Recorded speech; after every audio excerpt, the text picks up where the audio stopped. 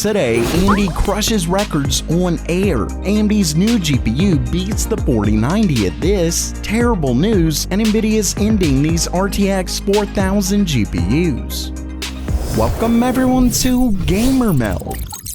First up for today, AMD just broke multiple world records, and get this, they did it on air. The news comes from AMD's own overclocker, Samson, who broke the multi-threaded Cinebench records for Cinebench R15, R20, and R23, all while using AMD's new 96-core Threadripper Pro 7995WX. As you can see, he scored an unreal 23,697 in Cinebench R15, 61,538 in R20, and 161,259 in R23. And once again, that was all on air, though I will say that the CPU actually consumed up to a whopping 980 watts, so he had to have the fans running at full speed. With all of that said, he then broke their own record yet again, this time using water cooling. Of course, they still have the record against everything else with just air, but now they get even further ahead with water, reaching 25,189 points in Cinebench R15, 62,500 in R20, 167,309 in R23, and even breaking the world record in Cinebench 2024 with 8,022 points. With that said, I have no doubt that AMD plans to break it yet again with liquid nitrogen, but basically AMD's 96-core CPU is one beast of a chip. Of course, at 10 grand, it's also extremely expensive. And if you want to actually help build the next world-breaking CPU, the best place to start is with this video sponsor, Brilliant, the online learning platform that was built to teach the STEM field, which is one reason why I use Brilliant when I'm ready to learn something new about computers. And when talking about what to learn, Brilliant has pretty much everything you could want, whether it's learning to code, how AI chatbots actually work, algorithms, search engines, and more. But that's not even the main reason I love Brilliant. It's ultimately because they teach you by getting you to do it yourself with fun and engaging puzzles. They start off small, but slowly add on new concepts until you fully understand really complex stuff. Basically, they've got something for everyone, and today they're offering my viewers a 30-day free trial when you sign up at brilliant.org/gamermeld. Plus, when you sign up at brilliant.org/gamermeld, you can get 20% off their premium membership for life. Once again, that's brilliant.org/gamermeld.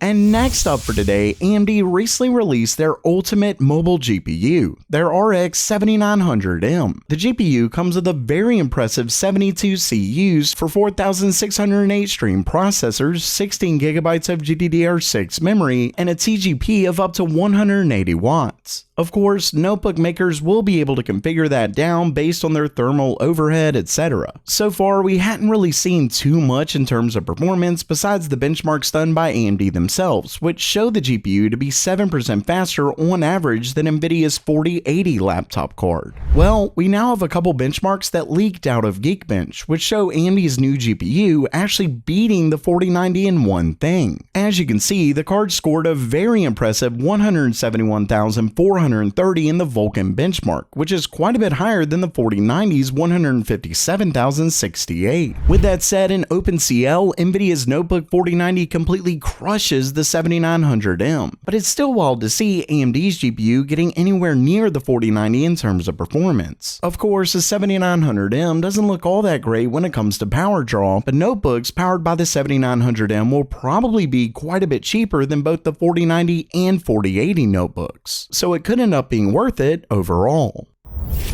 Next up, I have some horrible news for those looking to pick up one of Nvidia's flagship GPUs. A little while back, I ran a story that showed Nvidia's 4090 had been increasing in price, to the point where you couldn't really find one for under $1,650. Well, it's only been a month since that video dropped, and as of right now, in the US, you can't find a 4090 for any less than $1,900 on Newegg, and most everything new on Amazon is well over $2 grand, making the over a year-old GPU sell for $400 plus more than its MSRP at launch. I would assume that one of the biggest reasons is likely the recent export ban on a number of Nvidia's higher-end cards, including the 4090. And Nvidia allocated a ton of 8102 cards over to China before the ban, but it's wild that it would make this big of a difference. China could be finding a way to get past the ban to buy up a ton of cards, but I really don't know. I just know that the 4090 has reached absurd prices in both China and the US, and it doesn't look to be slowing down anytime soon. Oh, and speaking of China, the 4090 ban looks to be causing an increase in price in China for AMD's own 7900 series, along with Nvidia's lower end models. Hopefully we don't see this trend move to the US as well, but time, as always, will tell.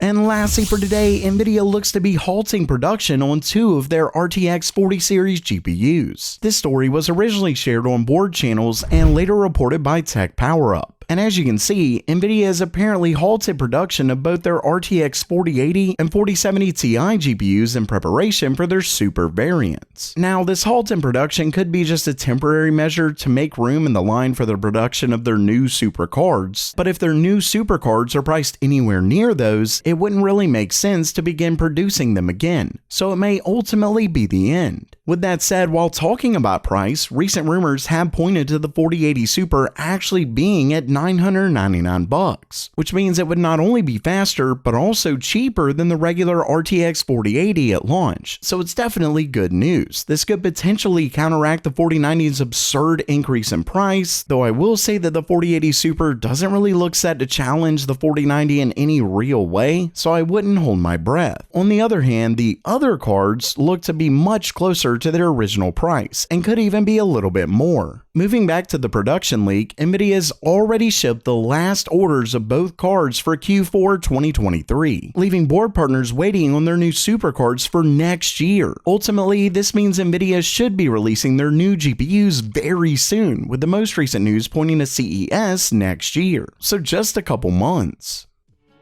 So while that does it for today, are you pumped for Nvidia's upcoming super cards, or are you just bummed about these recent price increases? Let me know down in the comments below. And don't forget to try out Brilliant for free at brilliant.org/gamermeld. And as always, have a great day.